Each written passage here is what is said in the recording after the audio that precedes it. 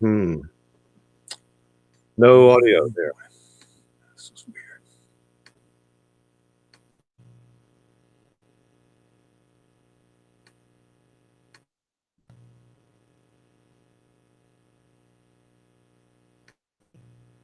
There. Okay, now I can see, but I still can't hear. Yeah. Okay. Communications, Oh, microphone, headset, microphone array. Oh, I can't see that. Okay. How about this microphone? Does that work better? No. Nothing there. Samsung CR. Okay. How about now? Get anything now? No. Audio.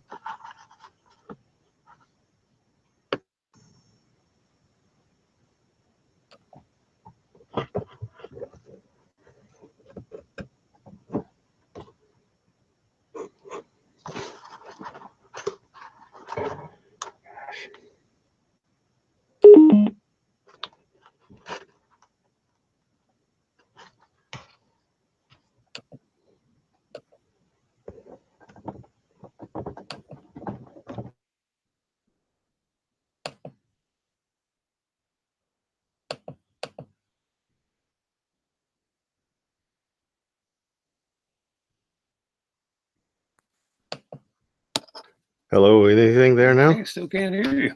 That is very Hmm. strange. I don't. Well, try the other thing. Go back to the cell phone, maybe.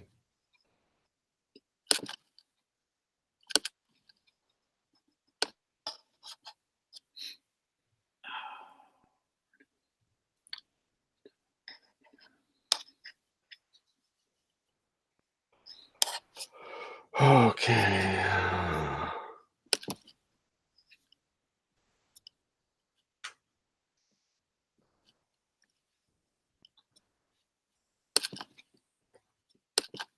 Okay, I'm using the cell phone right now, getting feedback.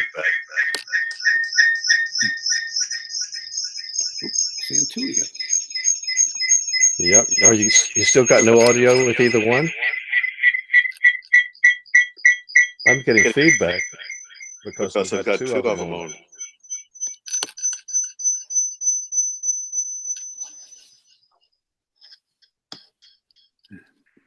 Yeah. See if I can.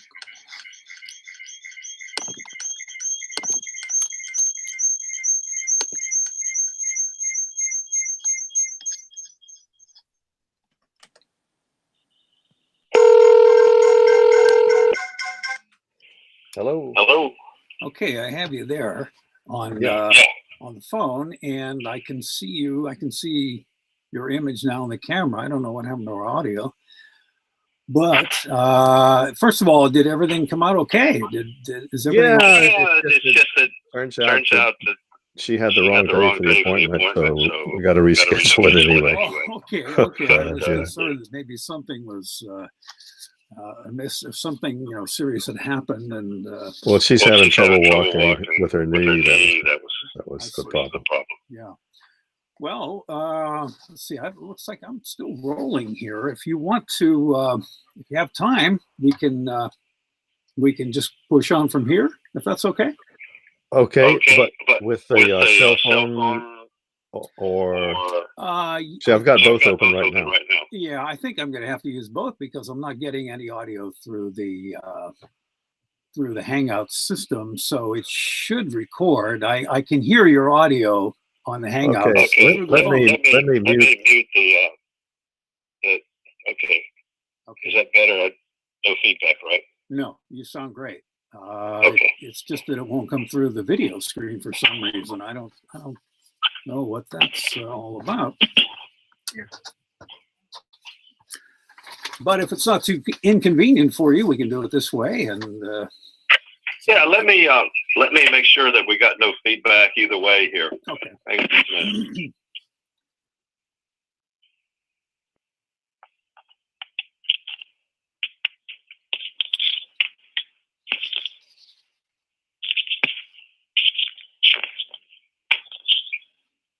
I'm going to mute my speaker on the laptop and mute the microphone on the laptop.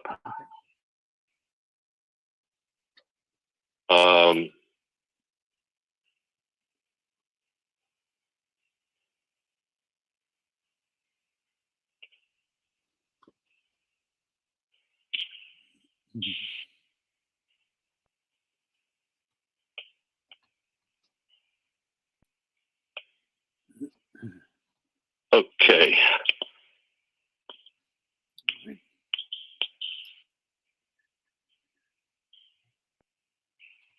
Okay, how are we doing now?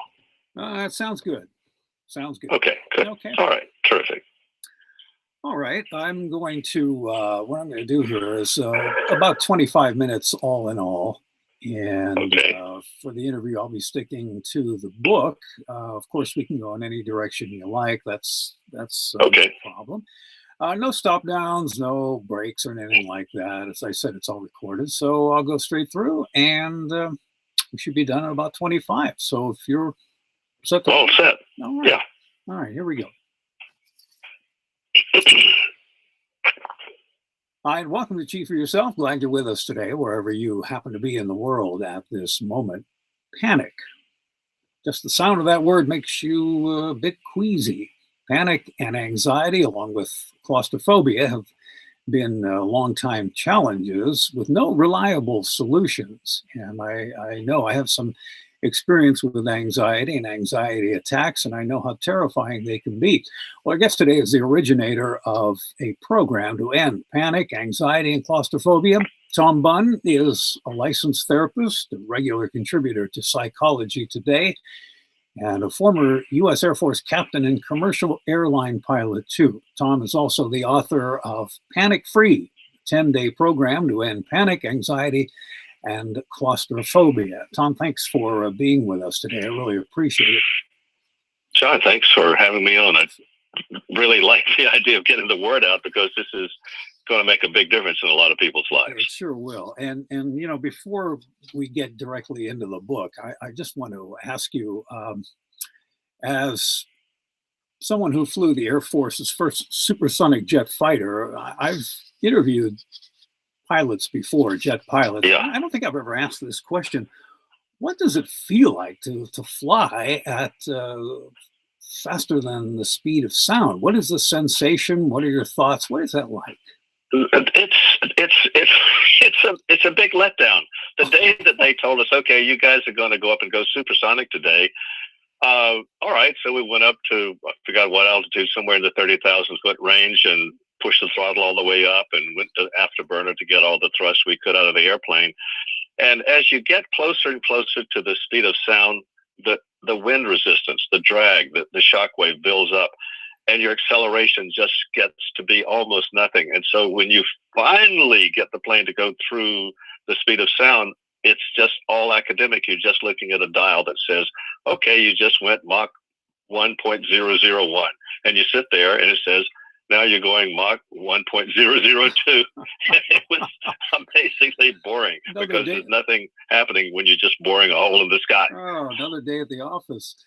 Well, you know, if you are a test pilot, as it were, then that might be a little terrifying at times, if you were doing that kind of work. And we're talking about panic today. I'm sure you have had some more than routine moments and some scary. Yeah.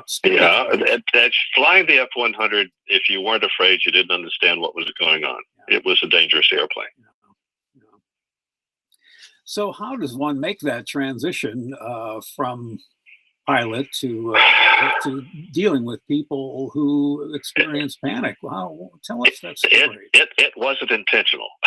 What happened was, at Pan Am, we had a captain who had a couple of friends who were afraid of flying, and he worked with them, got them going, and then he set up a fear of flying course sponsored by Pan Am. He asked me to work with him, and I told him I wasn't interested in anybody who was afraid of flying. I figured they were crazy. I didn't want to be around a bunch of crazy people. He says, come on, take a look. You'll be surprised. And I was. It turns out I went to one of his courses as a volunteer to see what it was like. And it was amazing. Everybody there was very intelligent, and they were all very imaginative. those are the two ingredients that cause people to have trouble when they're flying. You can think of 1,000 things that could go wrong, and you can put every one of them in your mind vividly. That's what causes the stress. And in his course, what we tried to do was help people stay out of panic with breathing exercises. Just wasn't powerful enough. So I suggested we try cognitive behavioral therapy techniques, and we never got that going. So I finally set up my own course and added cognitive. It helped some people, but it still didn't help everybody, because when you get into a state of panic, your cognition goes south on you, and you have very little cognitive ability to apply those tools that we come up with to help people get out of panic. So it appeared we were going to have to come up with something automatic if it was going to work. Jerry Lynn Ross down in Washington was also working on something that would work automatic. She came up with thought stopping. Put a rubber band on your wrist. Every time you think of anxiety-producing thoughts, snap it, cause yourself some pain. And I said, okay, that will work, I guess, but isn't it kind of crude? Maybe we could do something a little bit more sophisticated. So I thought about, what about thought redirection? Every time you think an anxiety-producing thought about flying, let's see if we can train you to shift over to some experience you've had that's kind of a big deal. So I was working with a marathon runner, and I said, every time I give you this hand signal, I want you to go step, step, step, take yourself back, relive running the marathon. So I would say, okay, your plane's taxiing out, give her the signal, plane's taking off, give her the signal. So we went through the whole flight, linking all the various things that could trigger her on the flight to running the marathon. She did okay. But I tried the same thing with other people, didn't work. Then I had a woman who said, I'm going to link it to nursing my child. And I thought, you got to be crazy. You're going to get on the plane and think you're never going to see that kid again. And she called back a week later, perfect flight. And I thought, this is weird. But I dropped it until it happened a couple more times. After a few times where women on their own, because I didn't suggest it, linked it to nursing their child, all of these people had perfect results. So I said, let's see what's going on. There's something here. Sue Carter, who's a big expert in the U.S. about oxytocin, had discovered that when you nurse a child, what nature's trying to do is to keep you from getting anxious, that you should do other things. So you produce oxytocin. Oxytocin shuts the fear system down. So now that we realized that what we were doing was not thought redirection, by doing what we thought was thought redirection, we were just linking being on the plane to nursing. And it wasn't the nursing itself, just the activity. It was the oxytocin being produced by nursing that was doing the job. So now we had something we could really dig into and look for other situations that produce oxytocin. Obviously, that's not going to work for males, but there are some things that will work for males too. So we started linking being on the plane to a memory of a time when you produce oxytocin, so that after you link the various things that are going to happen on the plane to that memory, when you get on the plane, you just keep producing oxytocin every few minutes, keeps the fear system shut down. So that was the first automatic method we had. The second automatic method came from a guy named Stephen Porges, who discovered that when we're with other people, we unconsciously send and receive signals. And the signals from our face, the quality of our voice, and our body language or touch can have if it's the right person, if they're giving us signals that they're physically and emotionally safe to be with, they calm us. And it happens unconsciously through activation of the parasympathetic nervous system, activating the vagus nerve. Vagus nerve slows the heart rate, slows the breathing rate, relaxes the gut. So we had now two ways to deal with the problem of having panic attacks and anxiety in general on the plane. One was stop the release of the stress hormones that rev you up and activate the calming system that calms you down.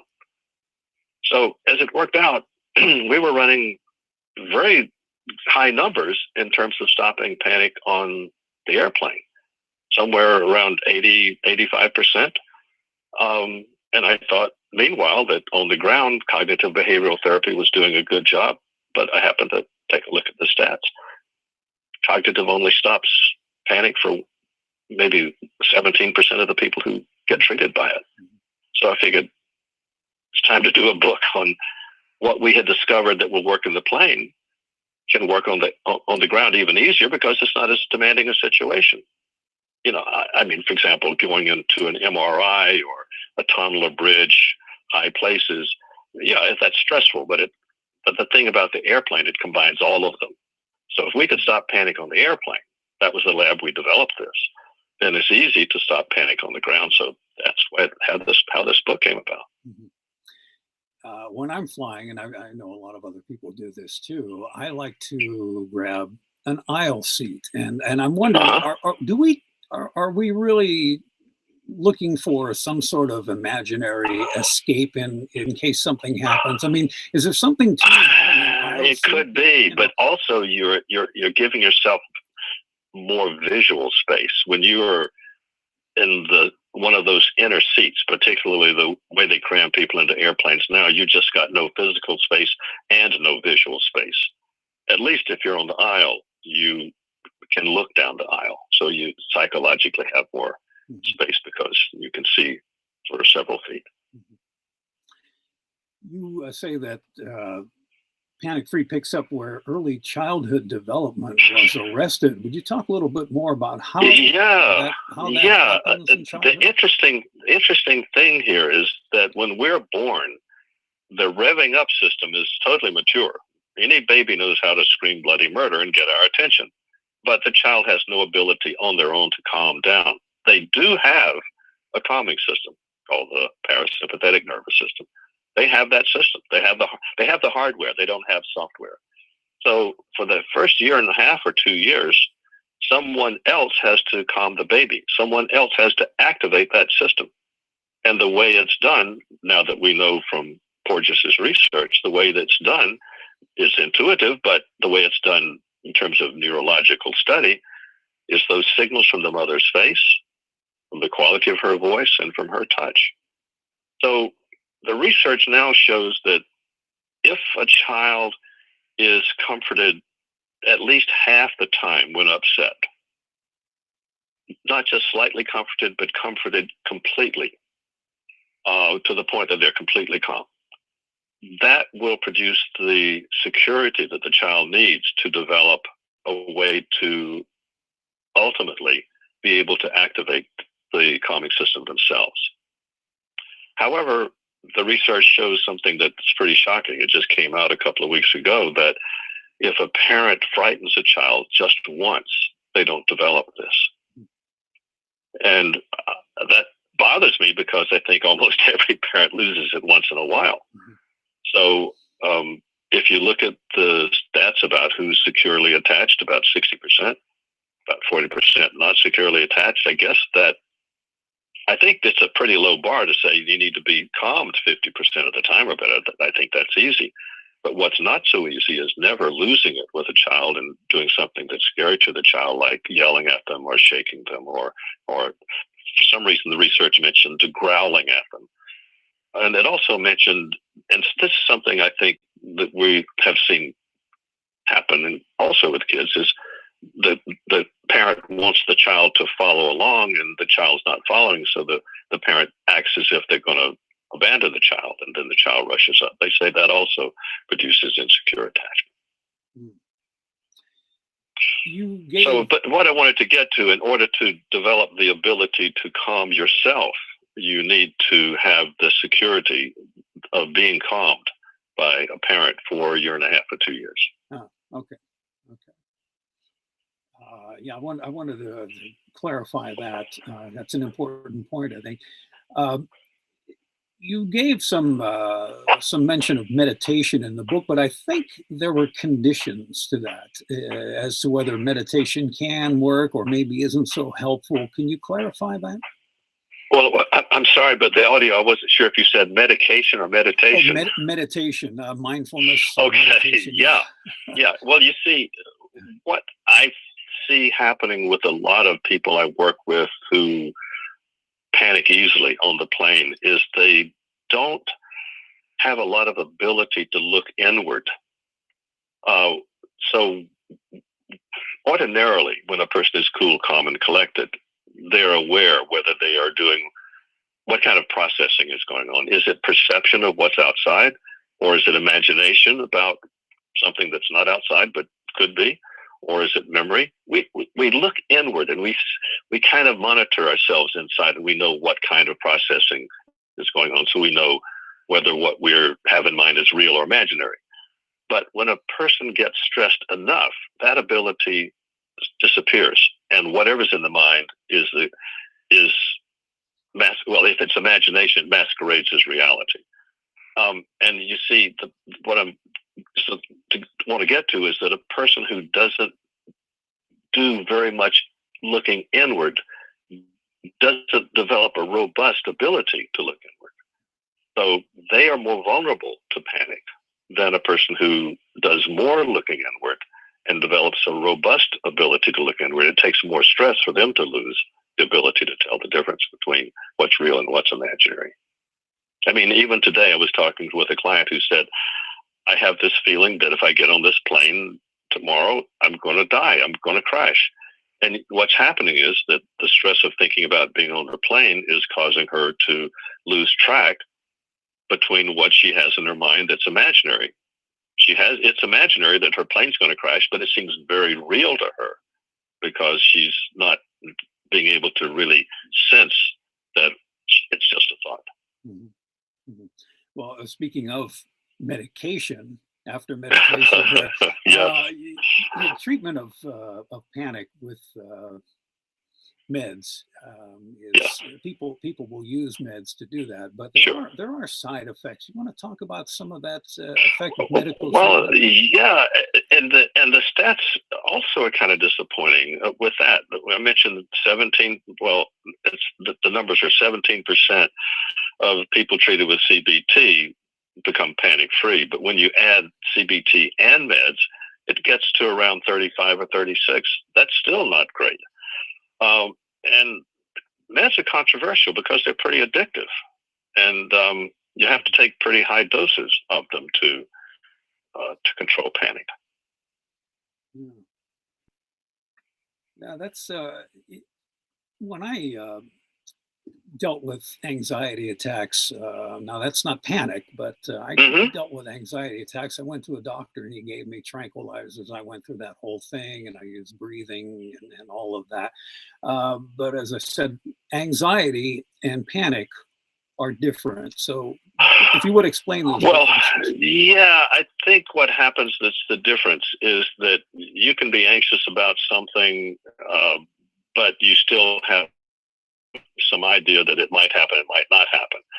When you get into a state of panic, you are convinced that you're in a life-threatening situation or in a situation where great harm could happen. That's the first item. The second item is you can't escape. There's no way out. Mm-hmm. So you put the two together, life-threatening situation and trapped. That's the prescription for panic. And what often happens, we tend to think of panic as being hyperarousal, and it may start out as hyperarousal, being highly revved up, but then you can have this bounce back effect where you go hypoaroused and you go into a state of immobilization, as Stephen Porges puts it, or what we see in animals that play dead. We can have a bounce back so that our heart rate goes way down and our breathing rate goes way down, and we become like a deer in the headlights and can't act. I'll give an example. I remember some years ago, I went with a girlfriend to Italy. We went to Venice, and there's a basilica there where you can go up into the balcony and then go out from the back of the balcony onto a huge terrace that overlooks the whole city. And you're about 30 feet above the city. It's, I think, just a very dramatic sight. I walked out there with her, and she started to panic. I didn't realize that she was subject to panic, but she said, she just started yelling at me, get me out of here, get me out of here. And I thought, wait a minute, we are out. What she meant was, get me back inside. But the thing that I wanted to point out is she had just walked through the door to come out there. She should have known where the door was. She could go back, but she couldn't do it. She told me to get her back through that door. So when people panic, the ability to act can just go completely south on you. Mhm. I recall that what you just said was included in some of those points from I was checking out airsafe.com, and you may have a fear of flying if there was a list of them. And one of them was the fear of heights. And another was you don't like being around strangers. I thought that was interesting because today, so more and more people are living alone. They're avoiding people. And I'm wondering, can they just induce a kind of fear of flying or panic by having that lifestyle? Well, yeah, if a person doesn't develop that ability to automatically calm down, we were talking about a few minutes ago, if you can't automatically calm down, what you want to do is to not get revved up. So you want to control everything. So you don't want any surprises. And the amygdala, the part of the brain that releases stress hormones, it will release stress hormones anytime it senses something that you're not used to, or something surprising. Well, if you're around strangers, you're not used to them. You'll get stress hormones released when you're around strangers. However, ordinarily, when the stress hormones hit you and it kind of wakes you up and you look at the person, you may intellectually say, well, they look okay. But what I think is more interesting is what Stephen Porges came up with, that if you start talking with the person and you start picking up these unconscious signals that are passed between people, you'll become calmer by the signals that they're sending you that they're safe to be with. I mean, everybody knows that dogs sniff each other out to determine whether they're going to be friendly or fight or whatever. And we sniff each other out, according to Porges' research, with the person's eyes, what we see there, what we hear in the quality of their voice and in their body language. And it's not just intellectual. In fact, he says that the signals that matter are not something we can consciously perceive, but they do have an effect on calming us if the signals indicate safety. You say that we don't rise, I think it was rise to the occasion, but rather under stress, we descend to the level of our training. Can you discuss? Yeah, well, it's the same kind of thing we were just talking about in a state of panic. You lose the ability to use good thinking. You can't. All you can do in a state of panic is something you have practiced. So, if you think about people who do high stress jobs, they may not get to the level of panic, but they get stressed enough that their conscious mind, their logic, their rational thinking is not at its best. So what people do who do high stress jobs, life and death situations, people who work in emergency rooms, doctors there, or technicians, or firemen or policemen, you go through training where you have a procedure for the various things that you would expect to run into. And they're canned. There's step 1, step 2, step 3, and so on. And you do them repeatedly to build them into what's called unconscious procedural memory. Now, the benefit of unconscious procedural memory is it's huge to start with, but it's also in the subcortex, which is not bothered by stress hormones. So when your cortex, your high-level thinking, stops operating very well, if you trained your unconscious procedural memory to do a task, then it can kick in. So that's why that phrase comes. You don't necessarily rise to the occasion by becoming more intelligent because your intelligence is kind of going south on you. But what you can depend on is what you have practiced again and again and again in training. And just to kind of give people an understanding of what unconscious procedural memory is, when they drive their car, they can have a conversation with someone. Unconscious procedural memory is doing the driving. It's pretty much a cliche to say that you're in much more danger driving your automobile than you are on a flight. And as one who flies a lot from LAX back to Orange County, I understand that. But flight safety really has come a long way. They're doing great things, aren't they? Now it's very safe. Geez, when I went to work at Pan Am, it's 1965, and at that point, there was an accident of a major airline in the U.S. every year. In fact, Pan Am usually had their own. we used to say, if you know the slogan for Pan Am, the world's most experienced airline. So we used to say, Pan Am, the world's most experienced airline, reports another experience, because we flew in some pretty dangerous places. We had a lot of accidents. Mm-hmm. Well, anyway, about 1977, 78, somewhere in there, we had a whole year in the U.S. where there were no major accidents. And I thought, wow, this is amazing. Imagine a whole year with no crashes. Look at us now. We've gone for 17 years without major crash in the U.S. Now, people don't necessarily know that, because there's crashes other places in the world that get a lot of press, and people say planes are crashing all the time. Not here, because here we do aviation right. And a lot of places, they don't do aviation right. And just to throw in something that may be of interest to people about the 737 MAX, there's nothing wrong with the plane. It was operated by airlines where the pilots, so-called pilots, are not real pilots. They are not trained.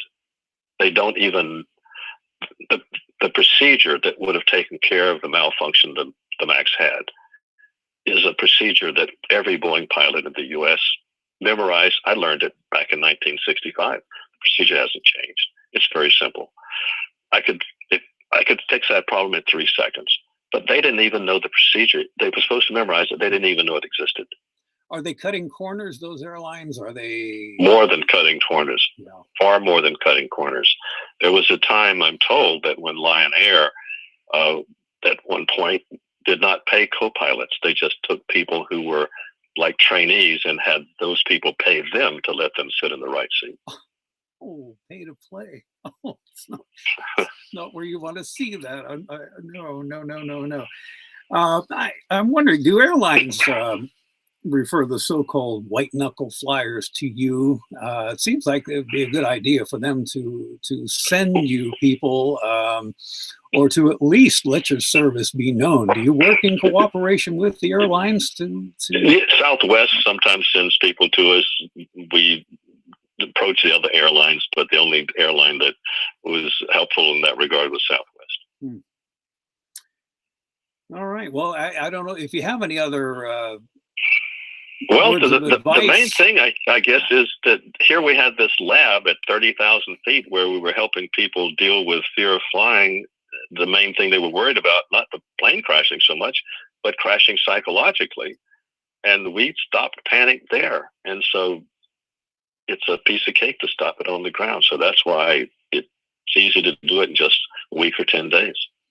Therefore, that's the title of the book, Panic Free, the 10-day plan to end panic, claustrophobia, and anxiety. And the website is panicfree.net? Yep.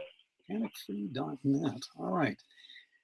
The name of the book is Panic Free, the 10-day program to end panic, anxiety, and claustrophobia, from our guest, Tom Bunn. Tom, thanks for writing the book, for coming on with us today, and for giving us so much help and promise for a problem that's plagued so many people and can be terrifying, obviously. So I'm going to ask you to come back and talk with us again sometime, and let us know what you're up to, okay?